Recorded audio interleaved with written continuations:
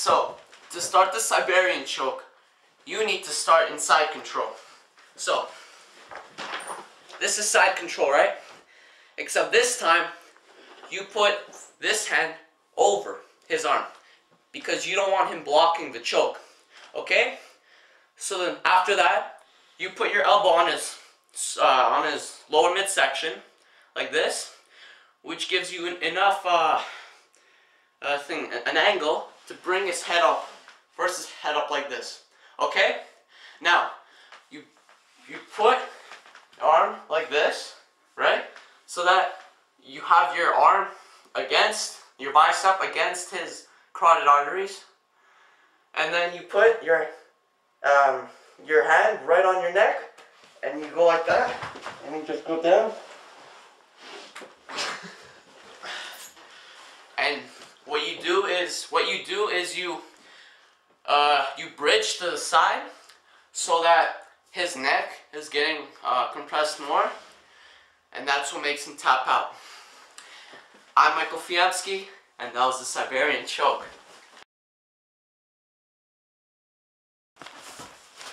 Okay, this one. Alright, so to start any choke or any variation of the rear naked choke, you need to start from the rear mount. I have a variation of the rear naked choke. It's called the Fiamski choke, and here's how it works. Okay, so at first you start off like this, right? You need wrist control. So, because if he grabs your wrist, you're not going to be able to put your hand up, right? So you got to keep your wrist closed and away from him so that he can't grab it. Then after that, what you do is you move your shoulder as close to his neck as possible, and then you immediately go like this, okay? So now, he's already getting choked, right? But he can grab, take his arm, and just push my arm away, right? So what you want is you want to go like this, right? You want to push to the opposite side, so that he can't push your arm to the left. Now, the next part is very simple. What you do is you go down, in, and then what you're doing there is you're pushing your arm, shoulders, down, pulling them in, and then pulling straight up, straight up diagonally, while pushing your cheek into his head. It's kind of like the original rear naked choke, where you push the guy's head using your palm of your hand, except this time you're using your head. And so it's I believe it's one of the best.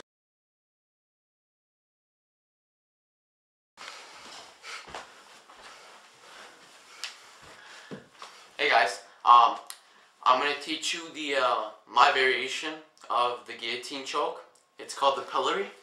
So to start the pillory, you start in broken scarfold position, and what you have to do, it's very simple. You grab your leg, right, like this, and what you do is you're putting your foot into their neck, kind of like a guillotine. Not really, because you're putting the side of your foot into the neck, like this, right? So yeah, and when you pull up, you gable grip and you pull up, and that's what chokes him out. It's an air choke, by the way, because it's painful and it's going against the trachea, just like that. So yeah, that was my submission, and thanks.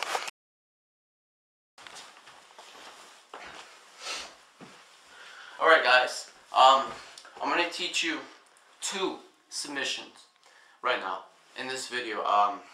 One is called the underbelly neck crank. What it does is it puts your head really deep into your chest, making it hard to breathe for you. And also my variation of the guillotine choke, which is the underbelly guillotine choke. You know, a guillotine choke is when the instep goes into your throat like that, and I'll show you the underbelly neck crank right now. Okay, to do the underbelly neck crank,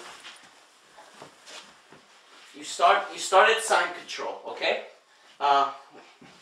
you start in side control, and what you do is you let go of your side control, and you grab under his lower back, and what you do is then you position your leg like this, and you roll him around.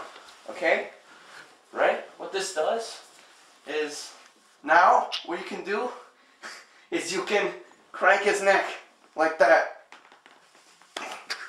right? And it makes him really hard for him to breathe. Any of you could help me out or anything like that, and that concludes my submissions.